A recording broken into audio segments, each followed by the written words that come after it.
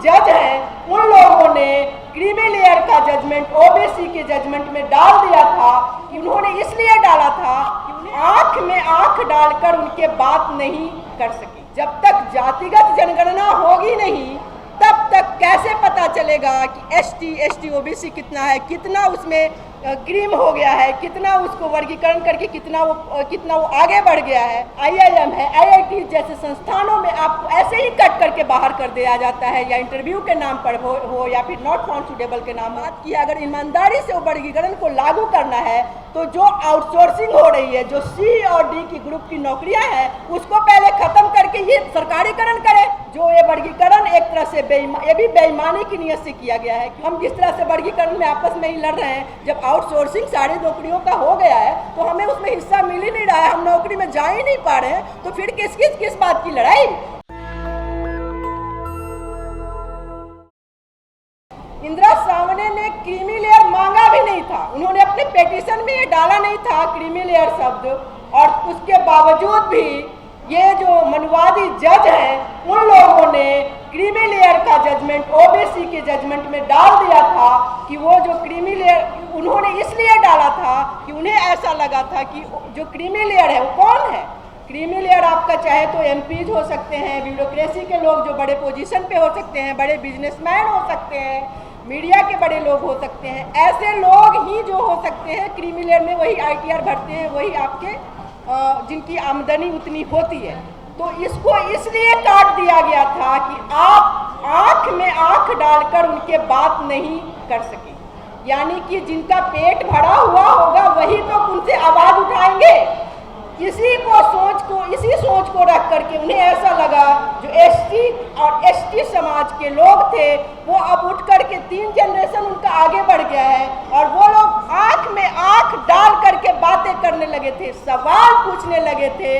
इस वजह से उनके अंदर भी ये जो ऐतिहासिक उन्होंने फैसला दिया है जजमेंट का, हालांकि अभी प्रोफेसर साहब भी बता रहे थे कि ये एक तरह से अभी भी एक तरह से राजनीतिक फैसला है। अभी वर्गीकरण एक तरह से वो राजनीतिक रूप से उसको ज़्यादा महत्व दिया जा रहा है, पूरी तरह से वो इसलिए नहीं लागू हो सकता है क्योंकि जातिगत जनगणना अभी बाकी है।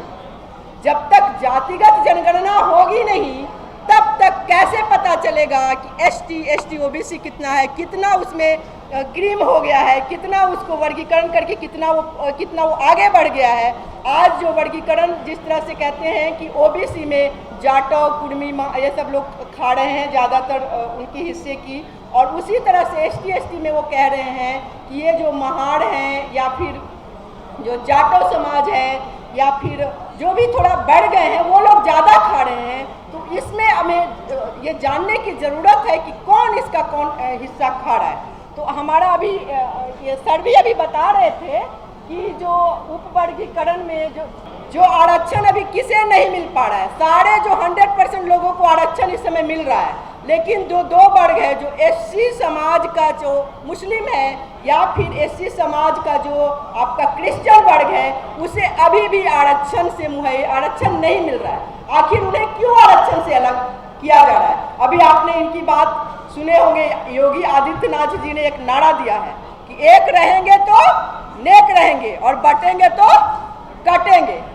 वो हम लोगों पे ज़्यादा लागू होता है क्योंकि हम लोग एसटी ओबीसी के लोगों को वो लोग जानबूझकर बांटना चाहते हैं, डिवीजन करना चाहते हैं। कहते हैं शासन का एक पद्धति है कि अगर हम जैसे कहते हैं फूट डालो शासन करो, तो वो हमारे अंदर फूट डालना चाहते हैं ताकि हम वो शासन कर सके।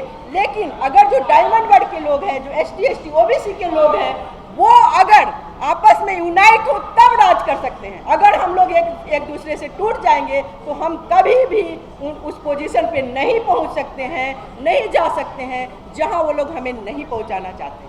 तो आज सबसे पहले हम इसी वर्गीकरण की जहां तक बात आ गई है, तो उन्होंने वर्गीकरण में जो उन्होंने बांटा है, तो इस पे हम बिहार की जातिगत जनगणना का अगर आंकड़ा लिया जाए, उसका आंकड़ा आपने देखा होगा कि उसमें क्रीमी लेयर की जो बात कर रहे हैं, यहाँ पर 14% ही लोग वहाँ पे जो है क्या है पढ़े लिखे, जो ग्रेजुएशन कर रखे हैं। अगर उसमें एसटी ओबीसी की बात की जाए तो जो 1000 में जो वो लोग मुसहर जाति जाति के जो लोग आते हैं या फिर जो वाल्मीकि समाज है, वो 1000 में 1 लोग ही ग्रेजुएशन कर पाया है। तो इस तरह से वो क्या दिखाना चाहते हैं? अगर आप लोगों को पता है कि अगर नॉट फाउंड सुटेबल कर करके अभी कॉलेज में, यूनिवर्सिटीज़ में, जो भी आपके IIM है, IIT जैसे संस्थानों में आपको ऐसे ही कट करके बाहर कर दिया जाता है, या इंटरव्यू के नाम पर हो या फिर नॉट फाउंड सुटेबल के नाम हो। और IPS जैसे जो एग्ज़ाम होते हैं, जो UPSC के एग्ज़ाम होते हैं, उसमें आपको किस तरह से बाहर कर देंगे? लेटरल एंट्री में। जब लेटरल एंट्री की बात आई तो जब तक कहते हैं कि ये डेमोक्रेसी है, यहाँ पे जब तक हमारी आवाज़ बुलंद नहीं होगी तब तक हमें सुना नहीं जाएगा। तो जैसे लेटरल एंट्री की बात आई, 45 सीट की बात आप लोगों ने अभी सुनी होगी कुछ दिनों पहले। जैसे ही वो 45 सीट आई, हमारे कुछ MPs ने उस पर बोला। कब बोला? जब जनता की आवाज़ सुनाई दी। तो हमारे MPs ने जब बोला तब वो सुनी गई, तुरंत उसको वापस लिया गया। एक माहौल बनाया गया कि बहुत सारे उनके ST SC OBC के लोग वहाँ पे पहुँचे प्रधानमंत्री के पास, और उसके बाद ये वापस लिया गया। तो जब तक हम लोग आवाज़ नहीं उठाएंगे, हम लोग यूनाइट नहीं होंगे। हमने अभी बार बार कह रहे हैं कि वो लोगों का मकसद होता है कि हमें फूट डालो, शासन करो, लेकिन हम लोग तब भी जब तक शासन में नहीं आ सकते जब तक हम लोग यूनाइट ना हो, एक ना हो। ये एक नारा है कि अगर हमें नहीं हो सकता है कि हम शासन में आ सके फूट डालो करके, तो हमें यूनाइट होकर उस स्थिति में आना होगा। तो सबसे पहले जो आज बेईमानी चल रही है, जिसकी बात रोस्टर, बेईमान रोस्टर जो आप देख रहे होंगे, जिससे कि एक इसको हम ऐसे समझ सकते हैं, रोस्टर सिस्टम कब आया था? 1993 में पहली बार रोस्टर सिस्टम लाया गया था। उस समय बाइनरी रोस्टर सिस्टम था, DOPT के द्वारा उसमें लाया गया था। तो उसमें सबको हिस्सेदारी मिल रही थी। एक ST पहला SC था, उसके बाद आपको जनरल था। इस तरह से वो एक तरह से 50-50 उसमें रिजर्वेशन सही से मिल रहा था। लेकिन जैसे ही 1997 में इस चीज़ को उन्होंने एक सबड़वाल जजमेंट के बाद, उसमें ये मांगा भी नहीं गया था, उसमें आपको नौकरी में प्रमोशन की बात मांगी गई थी, और उन्होंने जो मनुवादी जज हैं उन्होंने इसमें फैसला दिया। और उसके बाद DOPT ने एक ऑर्डर निकाला, ओवरसीट बनाई। उसमें उन्होंने कहा कि नहीं, आरक्षण जो है वो अब आपको इसमें मतलब रोस्टर सिस्टम के अनुसार जो बनाया उन्होंने, तो उसमें अब अगर रीड करेंगे तो पहला, दूसरा, तीसरा, अगर आपको एक उदाहरण देती हूँ मैं कि जहाँ भी यूनिवर्सिटीज़ में आज ये होते हैं, आज सीटें जो निकलती है, जैसे आपको विभागीय होती है, विभागीय तौर पे निकलते हैं, या फिर अगर इंजीनियरिंग कॉलेज की बात की जाए तो उसमें विभाग है, अलग अलग इंजीनियरिंग ब्रांच में आपको इलेक्ट्रिकल ब्रांच है, इलेक्ट्रॉनिक्स ब्रांच है, तो उसमें बहुत छोटे छोटे कम पोस्ट निकलते हैं। तो उसमें उन्होंने 1, 2, 3 पोस्ट बेईमानी से उन्होंने अपने आप को ले लिया है, और बाकी उसके बाद अगर 3 पोस्ट लिखेंगे तो हमारा एकदम 100% रिजर्वेशन उनका। अगर उसमें अगर 6 पोस्ट निकलती है तो भी 5 पोस्ट उनका हो जाता है। यानी कि इसी से समझ लीजिए 13 पोस्ट कहीं भी बहुत कम स्थिति में निकलती है। जब 13 पोस्ट निकलता है तब जाके ST को 1 सीट मिल पाता है, 14 सीट मिलती है तो सॉरी, और 7 पोस्ट निकलता है तब SC को मिलेगा। इस तरह से वो बेईमान रोस्टर सिस्टम उन्होंने बनाया।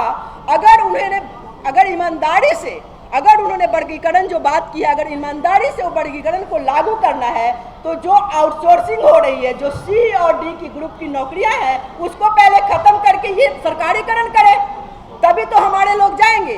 चाहे वो आप बात करते हैं वाल्मीकि समाज जो कट के बाहर जा रहा है, जो हमारे विरोध में खड़ा हो रहा है, या फिर जो मुसहर समाज है, उन सबको कैसे मिलेगा आरक्षण? तब तक नहीं मिलेगा उन लोगों को आरक्षण जब तक कि जो C और D की जो आउटसोर्सिंग हो गई, आउटसोर्सिंग के किसे फायदा हो रहा है? आउटसोर्सिंग में उन्हीं के दादा पोता अपने लोगों को ही भर रहे हैं, उसमें कॉन्ट्रैक्ट वही देते हैं। तो इस तरह से जो ये वर्गीकरण एक तरह से ये भी बेईमानी की नीयत से किया गया है, क्योंकि जो ग्रुप A और B की नौकरियां हैं वो 1, 2, 3 इस तरह से ही निकलती है, और उसमें उन्होंने खुद भी 1, 2, 3 तो खुद उन्होंने ही ले रखा है। तो इस तरह से उससे कोई फ़ायदा नहीं है। सबसे पहले अगर बेईमान रोस्टर सिस्टम की बात की जाए तो उसको ख़त्म करने की ज़रूरत है। उसको ख़त्म करने के लिए जो पहला, दूसरा, तीसरा, जैसे उन्होंने एक सारणी बनाई थी, उसमें क्या करा था, सबड़वाल जजमेंट के बाद उन्होंने एक सारणी बनाई, पॉइंट बेस सारणी बनाई। उसमें क्या किया कि उन्होंने जनरल कैटेगरी का डाटा ही हटा लिया। और उन्होंने एससी का भी दिया, ओबीसी का भी दिया, एसटी का दिया। इस तरह से वो पहला और दूसरा पोजीशन जो है उन्होंने बेईमानी से ले रखी है, क्योंकि उस पर नॉन मतलब कोई नहीं आता है, 6 पोजीशन पर भी कोई नहीं आता है। इस तरह से अगर एक पाई चार्ट की बात की जाए तो उस पाई चार्ट में सारे लोग इन्वॉल्व है ना, चाहे एसटी, जब 2019 में जब ईडब्ल्यूएस कोटा आया, उसके बाद ईडब्ल्यूएस का कोटा तो उन्होंने बना दिया, उसका चार्ट भी बनाया, तो 10वें पोजीशन पे ईडब्ल्यूएस आने लगा।